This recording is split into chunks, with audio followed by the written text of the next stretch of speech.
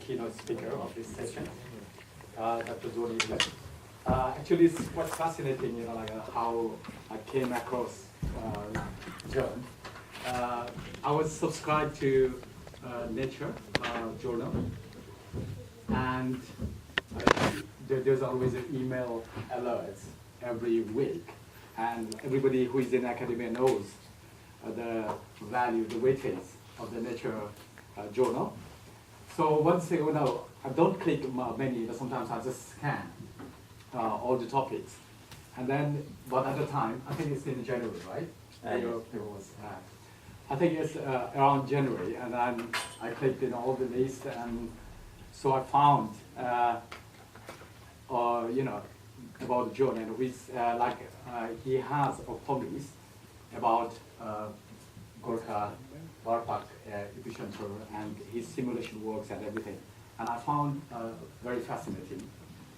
And I thought, immediately about our seminar, I want him to speak. And I think, we deserve, in a way, the exhibition, you as well, because you have done several shows on our one area and some good predictions and about the earthquake,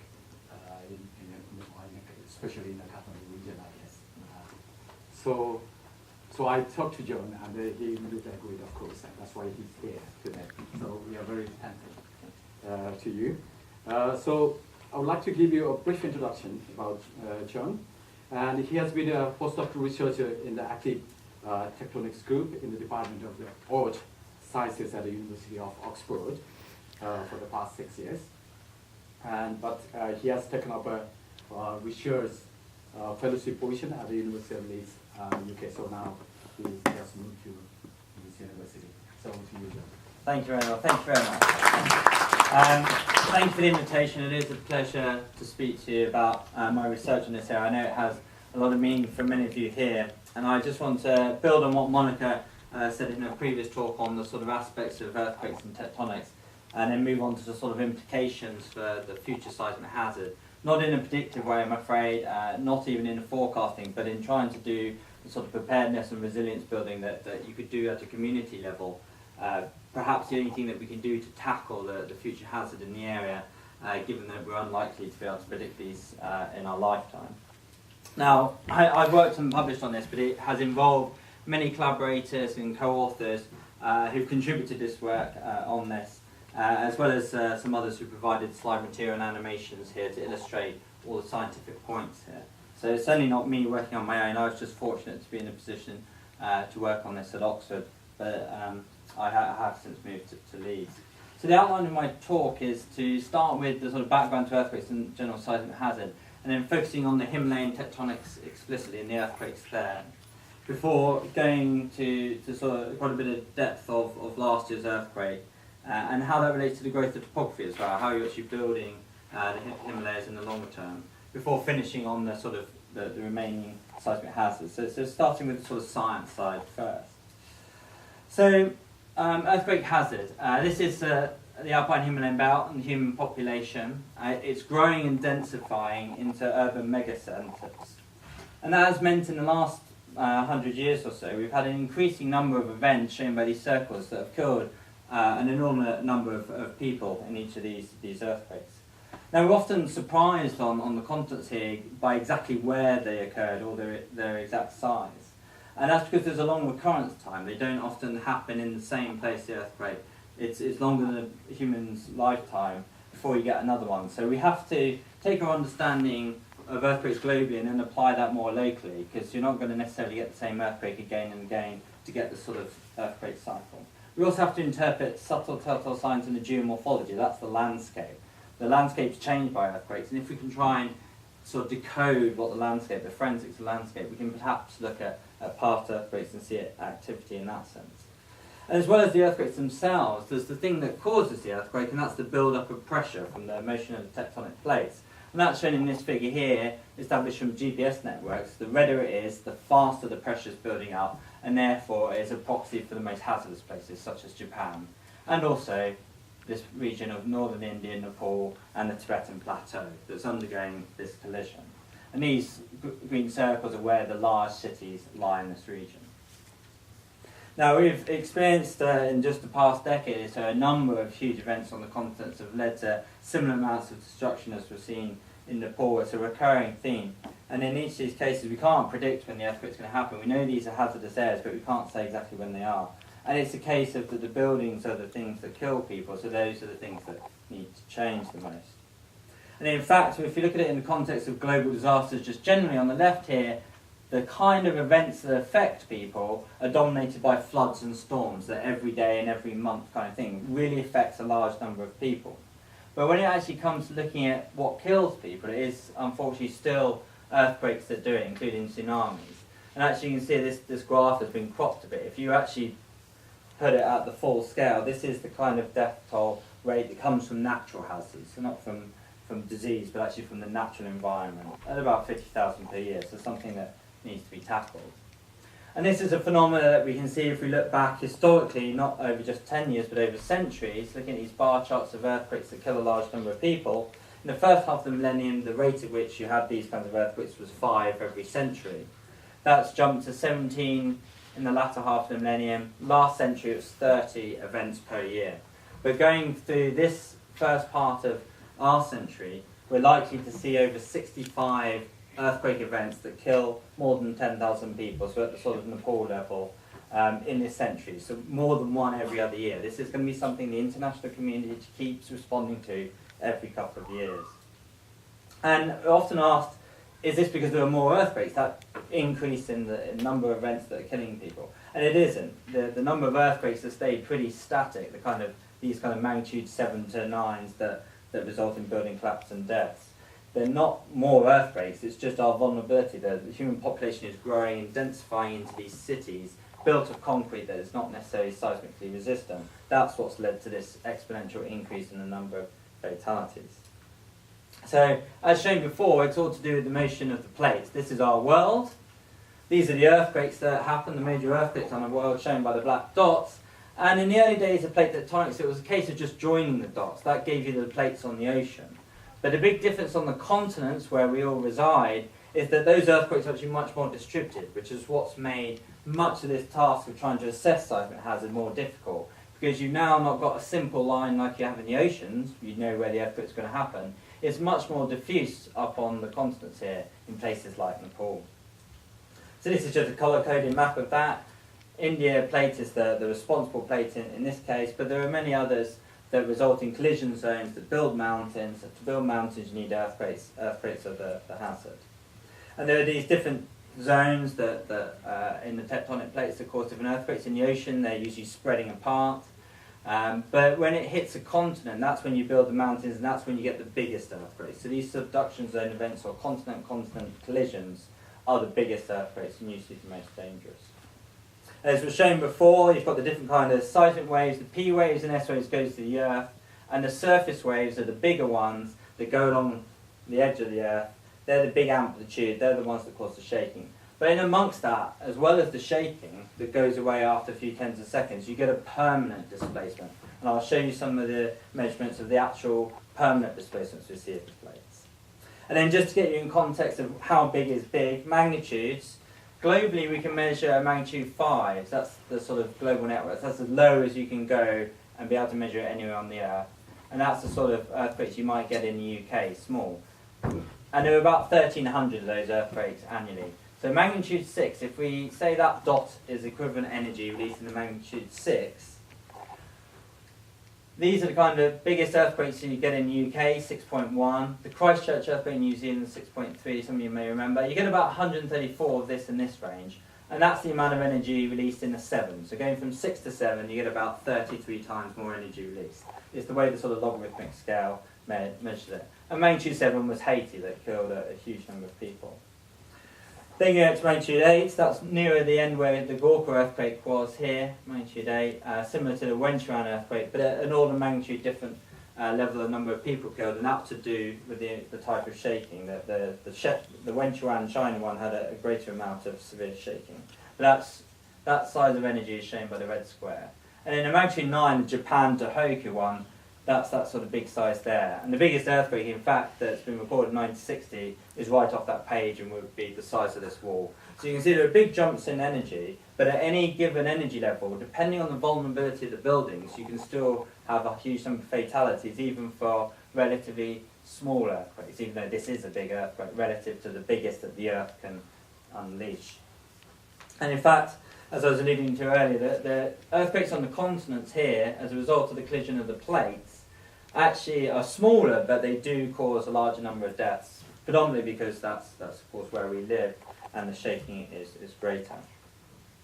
So the tectonics, and tectonics means mountain building of our area, the Alpine Himalayan belt, the earthquakes are shown by these circles, and the heights, the Tibetan plateau, the really high plateau there, is a result of the collision zone between a stable Eurasia that doesn't really have big earthquakes, Africa that's pretty rigid, doesn't have big earthquakes, but is bashing into Eurasia, as is Arabia, as is India. That slow grinding of the plates is what's building this topography and causing these earthquakes. And in fact, it's a continuous process. It's really quite long term. It's over millions and millions of years this has been ongoing. So if we take the outline of where we thought India was about 70 million years ago, this was where it was on our sort of Earth, a lot further south. If we take these edges of the plate and then play the record through time of where we think the plate was, it travelled north quite fast and then changed direction and bashed into Eurasia. And it was doing it at first at about 10 centimetres per year, so it was moving that fast every year. And now it's moving about 30, 40 millimetres, so 3 or 4 centimetres per year. That's how fast India is bashing into Eurasia and building the Himalayas. So it's not what you call fast, it's not a car crash kind of speed, but it's exactly the same thing. It's a rigid thing bashing into it and causing a crumple zone and building up of mountains, and it releases a lot of energy in the process. So this is an animation played to time of that phase. Maybe it won't play. But this was showing the ongoing process over the tens of millions of years of India bashing in to Eurasia in this subduction zone. As the plate goes down here, it builds the topography there. Not quite sure what else. I'm playing. Let's see if I can do it this way.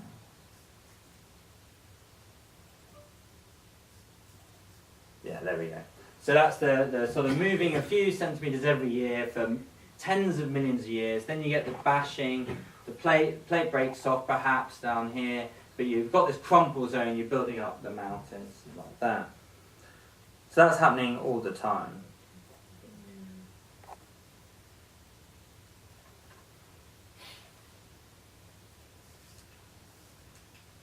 And that gives you mountains such as Everest, something 8 kilometres, 9 kilometres high. That slow process eventually builds up the Earth's topography and then gets eroded by glaciers and rainfall and gives you these huge peaks.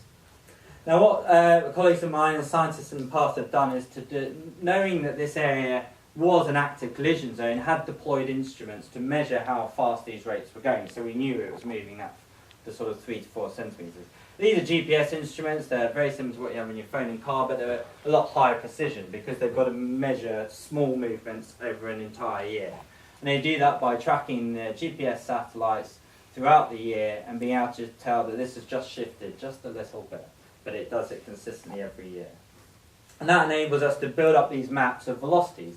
Each of these arrows tells you how fast that bit of the Earth is moving relative to a stable Eurasia. So India over here is moving about 30 millimetres per year, but when it bashes in, it slows down. So all these bits of crust are going a bit slower, and they sort of spread out sideways. You can see this sort of fan shape of velocities as the whole Earth is being smeared out sideways.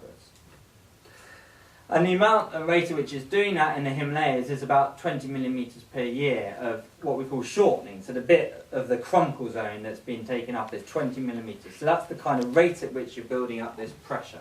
And that gives you 5 to 8 kilometre high peaks. So let's see if this one works. Oh, it'll have to come out again.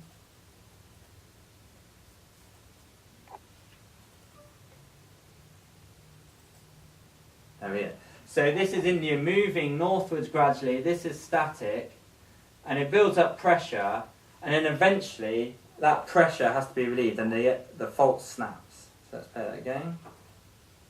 You're building up pressure. This is locked. This is stably moving, but eventually the earthquake nucleates and ruptures because the pressure's got too much, the stress is too high, and it relieves that, and then you get the sort of features of landsliding and liquefaction that were shown earlier.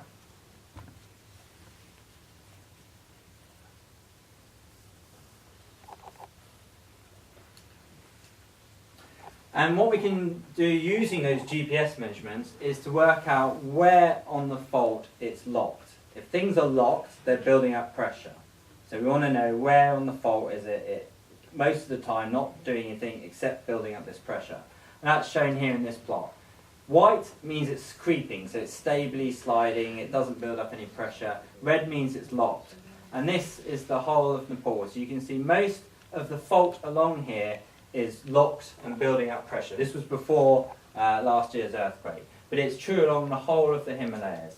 The Himalayan fault here is huge because of the collision zone. This whole red line runs for thousands and thousands of kilometres along the whole area, Nepal just being in the centre here. And the last earthquake that had a big impact on Kathmandu was the 1934. But along this Himalayan arc, the last big earthquake to cause a huge number of fatalities was the Kashmir one, which I'll hopefully have time to come back to at the end. But that killed 87,000 people. It was slightly smaller than the Nepal earthquake, the Gorkha earthquake. Now, as I said, Kathmandu has had a long experience of earthquakes. This is the Bihar, Nepal, 1934, slightly bigger again than last year's earthquake that caused a huge amount of damage. But Kathmandu has actually, in fact, experienced many earthquakes in the past. Now, one of the reasons why earthquake prediction is hard is you can see earthquakes happen again and again, but they're not regular. They don't happen with the same gap in time. The pressure's always building up continuously, about that much per year. But we don't know when the pressure gets too much, when it gives a snap. But you can see that earthquakes keep happening in Kathmandu. You can be assured that there will be another earthquake to affect Kathmandu quite seriously. We just can't say exactly when. But you can sort of see it could be in your lifetime or it could be in your children's lifetime. So zooming in now on the faults of the area and trying to understand what gives rise to these earthquakes. So here we are at Kathmandu along the Himalayas. These are the main faults that were pointed out to you earlier, the main frontal thrust. And these were the earthquakes that were happening before, the little earthquakes, the little crunches of the fault at depth, not going to lead to a big one necessarily most of the time. They're just relieving some of the pressure at depth. This is the micro-sized misty, and that shows you the transition, the change from the stably creeping to that locked bit. The locked bit being this red zone here. Okay, so that was before the earthquake, it was totally locked. But then, April last year, the earthquake nucleated to the northwest of Kathmandu and then ruptured actually eastwards, ripping past Kathmandu. And this is an animation based on seismology work done by colleagues of that process. So just to lead you through it, earthquake starts here, that's the nucleation, it ruptures to the southeast past Kathmandu. And this is the number of seconds. So you can see actually from when it starts, it takes quite a while to get to Kathmandu. And the colours are how quickly the fault's moving. So the fault ruptures, shoots along at kilometres per second, but the actual sliding happens at about a metre a second. So faster than you can walk, but not ridiculously fast. But it rips across the country at faster than an aeroplane can go, a lot faster, about 3 kilometres per second. And this shows you that the kind of nature of the earthquake was that once it ruptured a bit, the bit behind it stopped, and this was a slip pulse. And this is part of the reason why the shaking wasn't so severe, that the slip only occurs in one place and then it stops here, and that's fault healing. This is the healed part. The fault stops rupturing quite quickly, but the rupture keeps going further to the east. And from the epicenter region, this is a satellite image taken from Google Earth of Bapek. This is the village before, and then this is the impact after, as a post-earthquake satellite image showing the total destruction of this village beneath the epicenter. This is from a colleague, Roger Billem, of that village on the ground. Another one of the effects was landsliding. Langtang was a very disastrous example of this process. Again, satellite image of the villages. And the landslide actually came down, this is the after image, from the north here and completely inundated the village, covering it with the debris. An image from a helicopter showing how the debris flow came down and in fact covered the valley, but then actually went up the other side. It was moving so fast, it's sort of explosive pressure wave of debris landslide material, that it had momentum and went up the other side of the valley. And in fact, colleagues mapped out using satellite imagery the sites of these landslides. That's often what's wanted in a sort of post-disaster, is a quick response to say where landsliding is likely to have occurred. It was very hard in this area because the clouds mean you can't see it from space as easily. But this map was done in the sort of weeks and months after, showing the landsliding in the higher topography, in the higher Himalayas, where you've got the steepest slopes. Now, as was said, one of the surprising things about this earthquake was the level of shaking. It's a big earthquake, magnitude 7.8, and it was expected that the shaking in Kathmandu would be very, very serious for that amount. But actually, on this sort of colour scale of what you could potentially get in a big earthquake, you can see most of these at the yellow, so slightly damaging. So certainly causing building collapse, but not total destruction in the Kathmandu area. So this was a surprise. That's due to the nature of the way the slip rupture came through the air, and also the basin resonance that was shown earlier. And I'll go into that a bit further by illustrating this with some of the GPS points. So these kind of GPS instruments are also in the basin and also in the bedrock to the north, on the solid ground, and in the basin on the lake bed sediments. I've got just an animation of what went on in this earthquake. Now I'm going to have to lead you through this. There's a lot going on at once.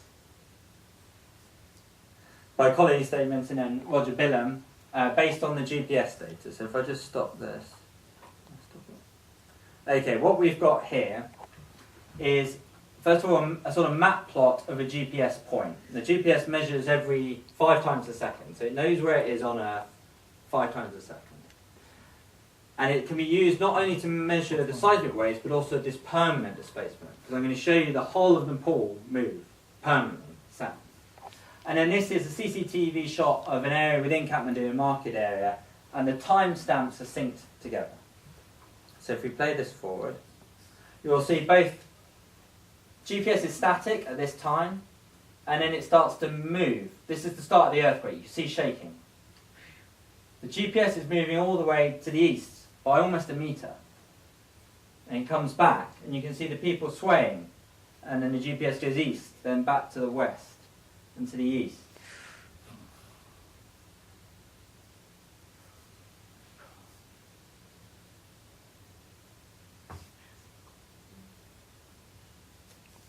So I'll just play that quickly again, because there's 2 panels to be looking at the same time now.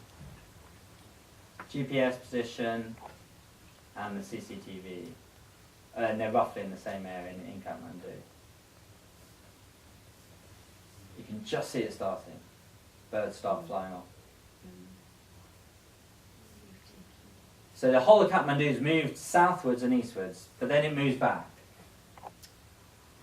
And you can see there's this sort of long period. This is what we would call a long period, because you can actually see it takes quite a few seconds, and it moves quite a long distance as well in that time.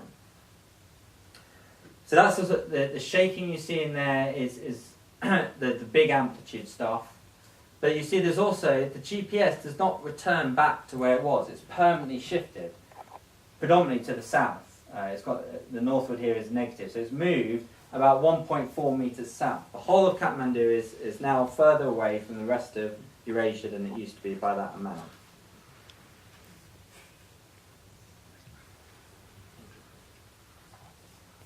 So that's showing that permanent displacement in this plot.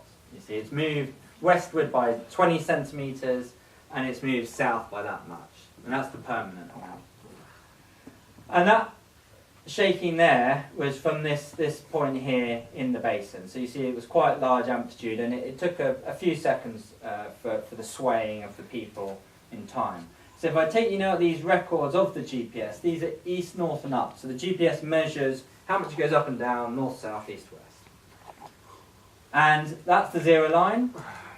That's the permanent displacement of that GPS, and this is it going through time. Now that's on the bedrock north of Kathmandu. You see it goes up and then down, and it's stable.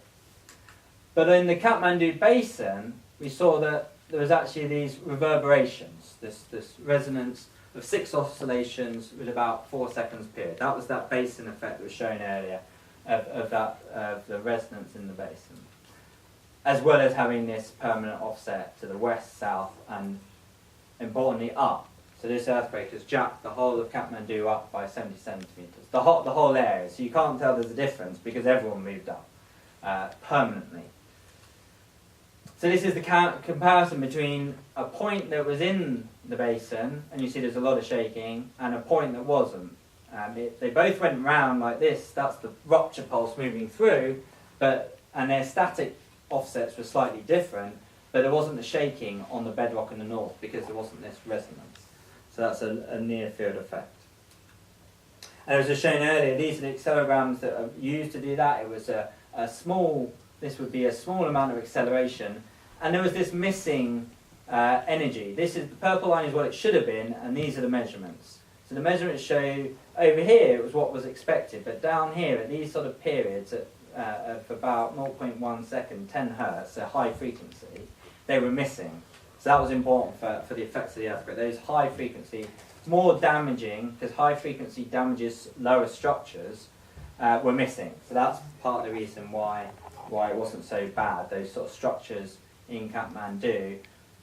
But if there were a tall structure, such as the tower here, they're tall enough to feel the effect, and that resonance caused it to collapse, as was similar to what happened in 1934. So the basin effect, the swaying affects those tall structures.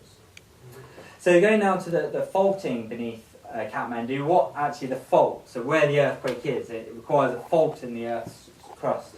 Trying to understand where that is and how deep it is, which bits broke, and more importantly, perhaps for the future, which bits didn't break. We need to know where it didn't. These are the map faults when they get to the surface. And I'm going to show you a section going through Kathmandu from the border to border.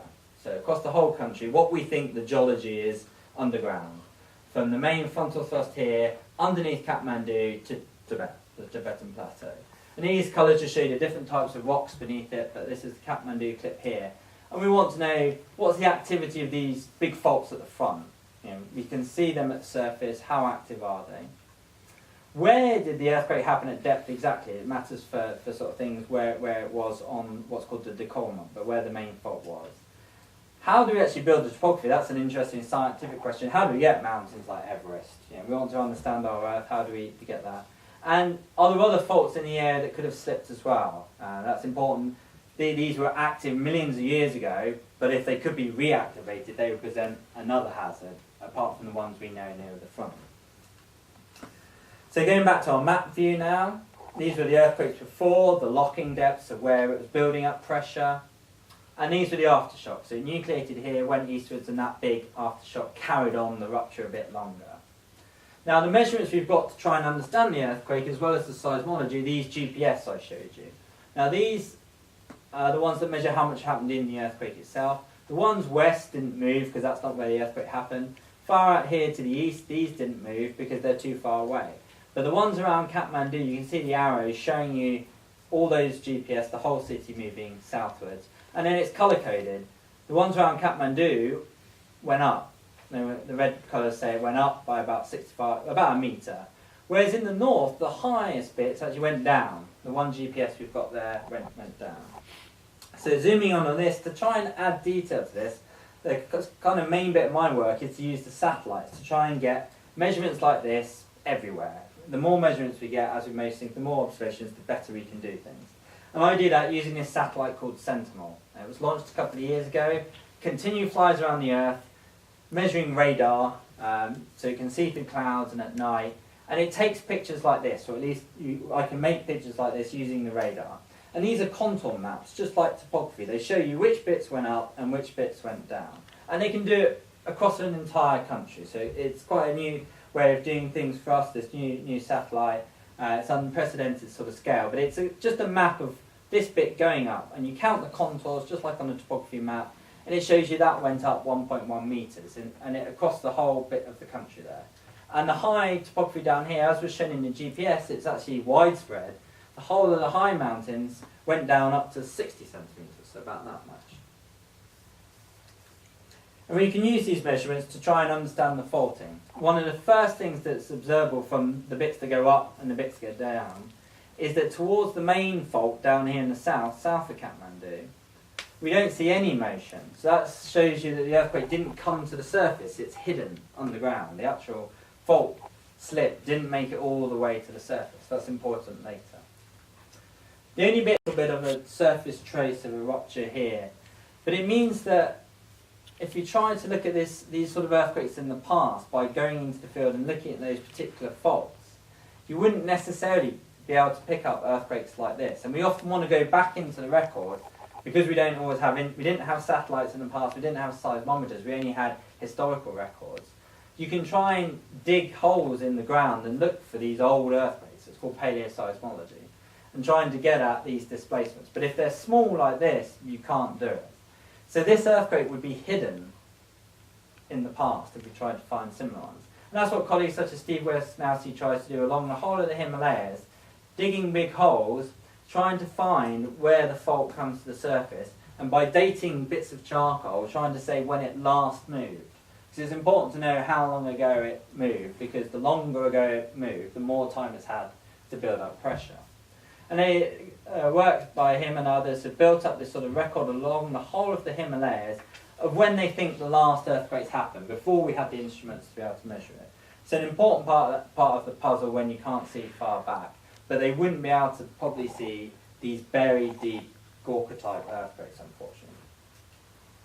But what we can also try and do is compare what went up and down in the earthquake with what was happening before. Now, this is a unique area. It was recognised it was such an active area. In the 70s to 90s, the levelling data that was measured, and that's that sort of data that says what bits are going up and down, were compared from border to border through Kathmandu. These are these coloured circles. And they tell you in each year how much is something going up.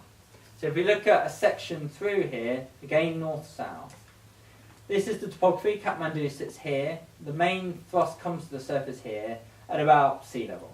Kathmandu is about 1 kilometre, and then the high Himalayas at 5 to 7. Now those measurements showed that south of Kathmandu the ground wasn't going up that much.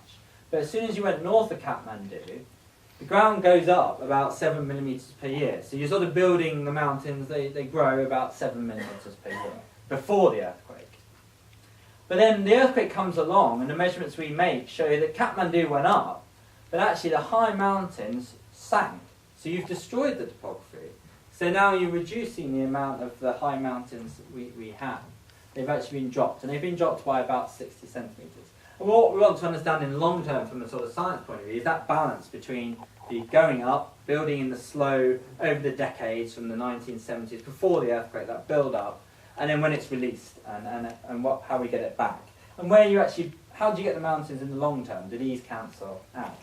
We can also use these measurements to find where the fault is exactly at depth, because we can't, it didn't slip at the surface or not that much. We need to try and find where it is, and we try and test the angles at which the fault is at depth. And it's thought to have a flat and a ramp. That's important for a couple of reasons I'll come to that. But we try and test all possible models, trying to find how we can match the data we get from the satellites to try and figure out the dips and the angles of the earthquake and where it's locked and where it's stably creeping. And this is our sort of model, our picture of the Himalayas, looking south, India, Nepal, beneath it. And we use lots of other data sets to try and help us constrain this, but mainly the fault comprises a flat here beneath Kathmandu. Kathmandu is just about here in this model. It's beneath a flat between 5 and 15 kilometres. It's quite deep, we can't go there, we can't probe it. It's another reason why we're not very good at predicting earthquakes. It's very hard to get at where these earthquakes start. And then there's this ramp down here. And the slip that occurred happened on both portions. In this locked zone that was building up pressure, released some of it. So you see here the colours, on average about 4 metres, and there was potentially movement of up to 8 metres of this fault at depth. And we can also use this model then to test, is that what we would predict the mountains to be growing in the long term? So we can say, with this flattened ramp, is that how we build the mountains? And in fact, comparing it to that data earlier, if we take a profile through our model, we can see that if we have that sort of kink in our fault, the ramp in our fault, that better matches the data here. We need that sort of ramp at depth. So it's this sort of bend in the fault that is actually helping you build the topography before the earthquake. So in summary, the impact of the earthquake was to move Kathmandu south by 1.5 metres and to jack it up by 1.25. But the bits in the north sunk. I mean, everything still moves south towards India. It's a sort of recoil from the earthquake itself. But some bits went down and other bits went up. But not much happened here on the main frontal thrust in the south.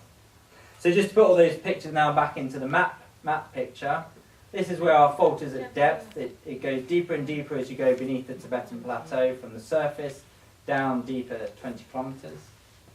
This is where we think the slip is. Now the slip here, north of Kathmandu, this is the extra slip that happened in the aftershock. You see it's quite small, but it still had quite a large impact. It had about the same amount of slip, so it's still quite a potent earthquake.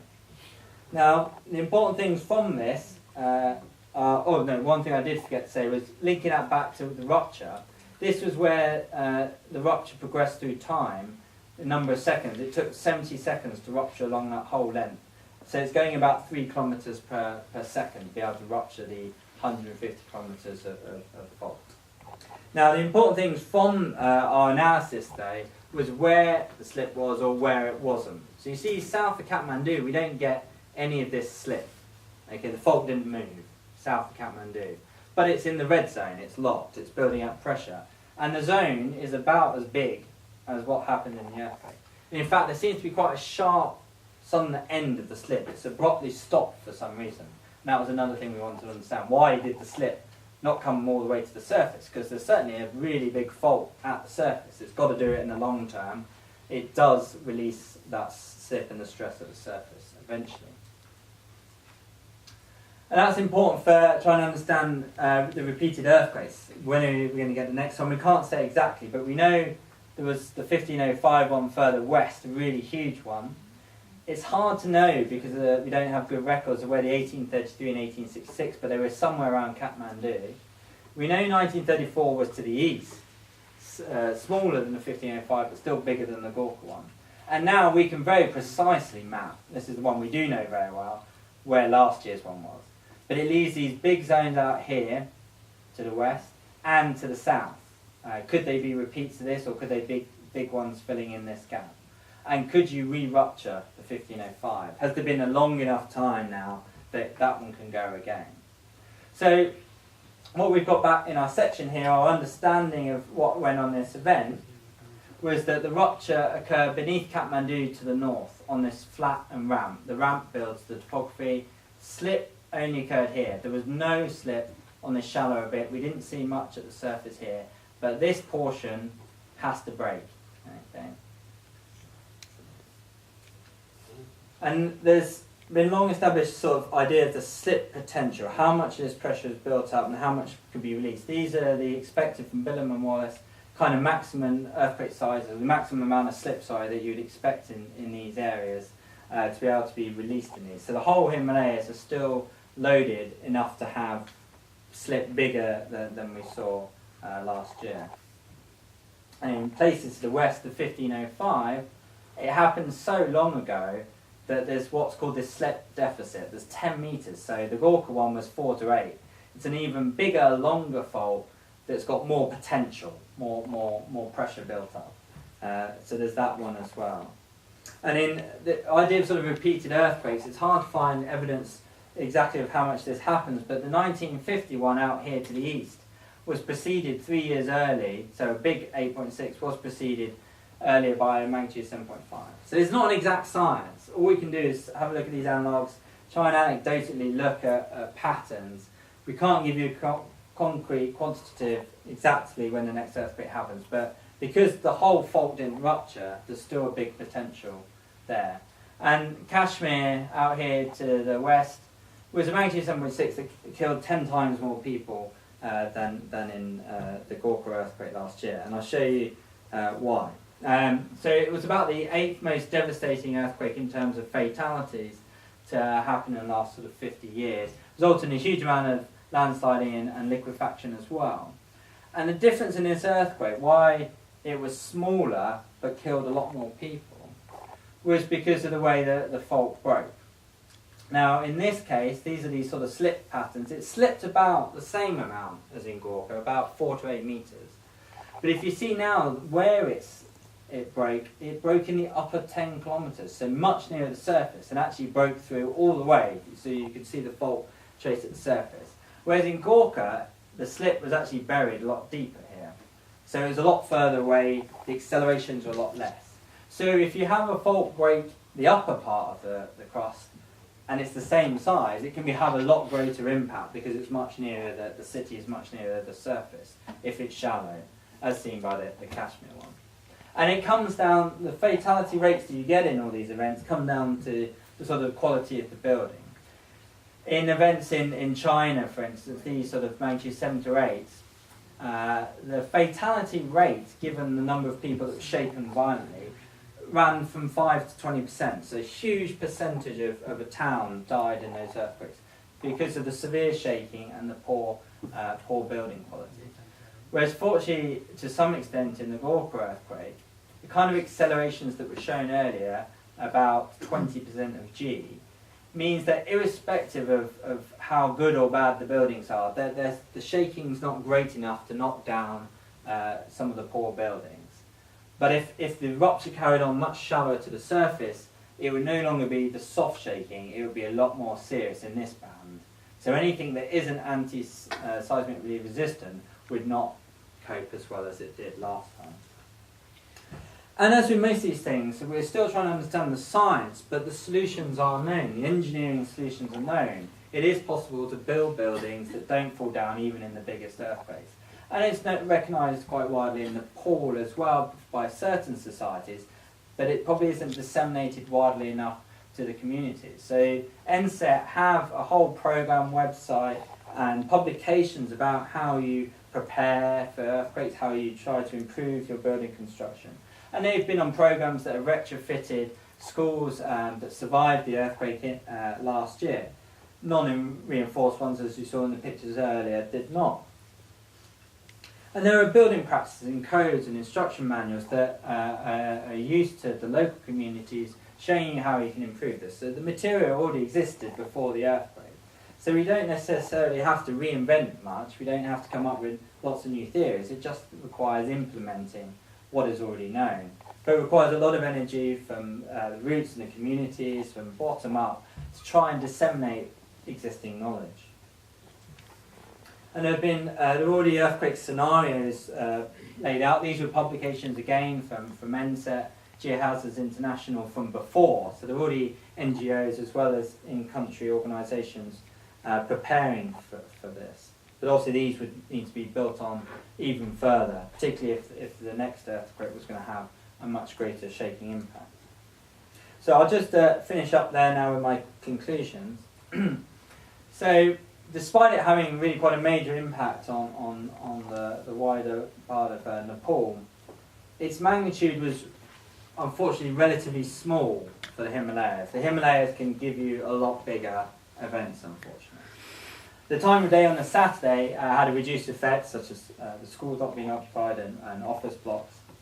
And the lack of those ground accelerations, the shaking at high frequency, wasn't there as much as the low frequency swaying. And because most of the buildings are below 5 stories or so, that meant not that many collapsed. The shaking intensity was not as strong as you would expect for such a size earthquake. Now, in part that was the way the rupture occurred, and also that it was buried at depth. I showed you it's blind and hidden, buried deep underground below 10 kilometres. So it will be difficult to find similar events in the past from paleoseismology. But the important thing, because it was buried, but didn't come to the surface, the upper part of that main thrust, which is south of Kathmandu, but a lot closer to the surface, hasn't ruptured. And we're not sure whether it ruptured in the past couple of hundred years either. We can't be sure it was the bits that broke in the 1833 and 1860s. If it did rupture in the same size event as last year, because it's shallower, I've shown you the Kashmir example, being shallower and being that big would have a much greater impact on Kathmandu and the whole part of northern India, in fact, so it will have a much greater impact on India. So we can't predict earthquakes, and I really not convinced we would be able to in my working career. All we can do is improve our understanding and measuring what happened in those earthquakes in the past, seeing which bits of the faults are building up pressure so we know where there could potentially be problems, measuring where the faults relieve that by slipping and where they build up pressure elsewhere on the fault. But really, because the earthquake's going to keep recurring, we can't stop earthquakes. And they're going to occur over sort of decadal, like human lifetime, maybe century timescales, but probably decadal timescales. The best thing to do is prepare and take existing understanding and knowledge of how to retrofit buildings and how to make communities resilient as being the best practice to cope with these things. So I thank you for your attention, and I do recommend questions if there's time. Thank you. Thank you, Don, for your fascinating talk and giving insight into the central thinking part. So we have a question time. Morning. Thank you very much for very interesting. I just want to know how do you determine or measure the strain or pressure accumulated beneath this fall? Just tell me a brief overview about how to calculate those strains. So the strains You have shown the weight map with the lock-up and everything. Yeah, so we can't get the pressure or the stress, the total stress. We can't measure that at depth. That's a very hard thing to try and get, and that's why earthquake prediction is very hard. Plus, you don't know when the rock's going to break. But what we can measure is the rate at which the strain, the pressure build-up is coming using those GPS. So colleagues have put those instruments in for the past couple of decades. They're showing that it's building up that amount of strain per year. So if it does that, and it does that for 100 years, that's the sort of slip potential you've got. It's got to pay that back. So that added up 100 times gives you sort of 4 or 5 meters, that sort of thing, and that gives you the big earthquake. So that's how we sort of measure the potential build-up. But you need to know when the last earthquake was, which isn't always known, and you need to know how fast it's building up those velocities, that's shortening, which we are increasingly knowing around the world. You mean just the GPS data? Yes, it comes from the GPS data, yeah. Thank you. I learned that you can't predict it when it's going to occur, but can you give some suggestion whether we can prevent it from it? So they're just the energies involved, they're just beyond the human scale. It's impossible to prevent them, and it doesn't look like that's going to be an engineering solution to stop them. Any sort of trying to perturb the system, in fact, could trigger it. So if you try to relieve the pressure by drilling it, it wouldn't necessarily be a way of trying to mitigate it. The best thing is to take the engineering practices for the building. It's just too deep. There's no way of doing it too big. I just wonder, in Nepal, people are talking about that, especially in Kathmandu, that many people are, boring for the water. Mm. Yeah. Does that have anything to do with it? Or? That's a much shallower thing. So I showed you that this earthquake nucleated about 10 kilometres, so we don't really drill that deep. That's not going to be influencing these sort of earthquakes, what starts them. That's the overall collision of India with Eurasia. That's the driving force that's building up the pressure. It's just too deep for that effect. But That's a lot shallower. You do drill that much for mining, right? Not 10 kilometres, no. Getting that deep is really hard. It's not done. It's usually, if you're going for oil, it's a couple of kilometres. Okay. Would be counting as a deep, high pressure. Yeah, I think there's only one Russian one that's gone anywhere near 10 kilometres, I think. Okay, last question from Mother. So, the question is, everyone, pretty much I've seen a couple of YouTube videos that the energy released in this earthquake is not the amount they were expecting. Therefore, potentially there will be another earthquake, happening, I don't know, in n numbers of years. So, can you elaborate briefly on that? Not much, unfortunately. It wasn't the biggest earthquake that would be expected here. It didn't release all the stress, all the pressure. There's still a lot there. So there still needs to be more big earthquakes. We just can't say exactly when. But you saw from that record, they do happen every 70, 100 years. But it's not regular enough for us to be able to usefully say it's going to happen next year. And I showed you anecdotally some evidence of earthquakes that cluster.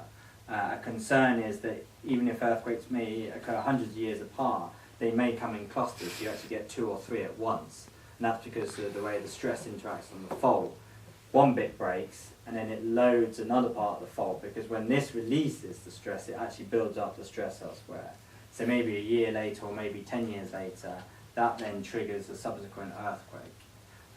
But we can't tell you whether it's going to be a year, 10 years, or 100, unfortunately. But there will definitely be more big earthquakes.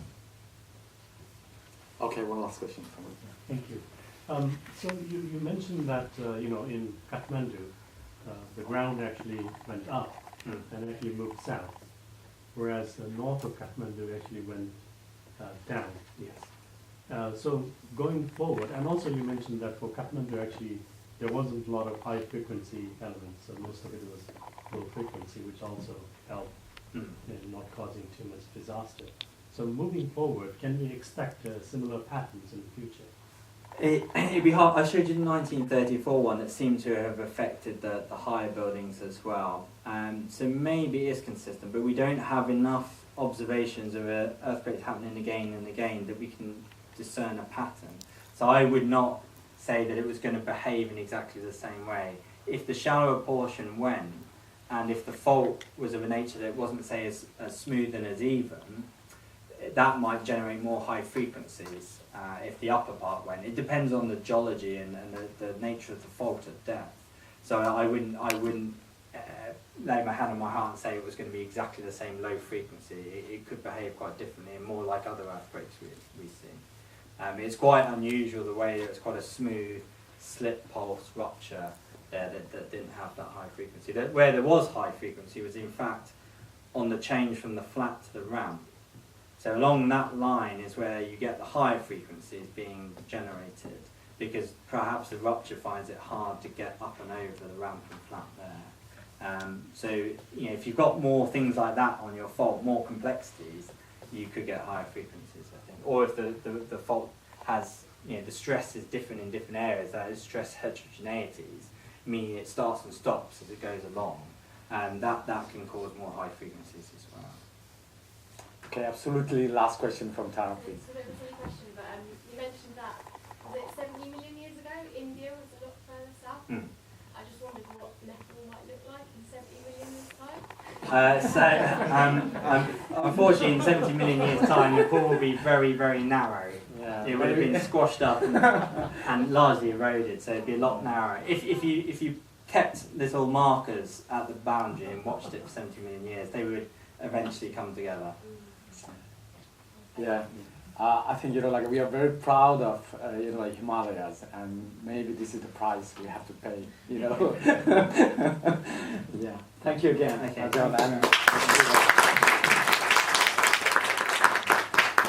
John.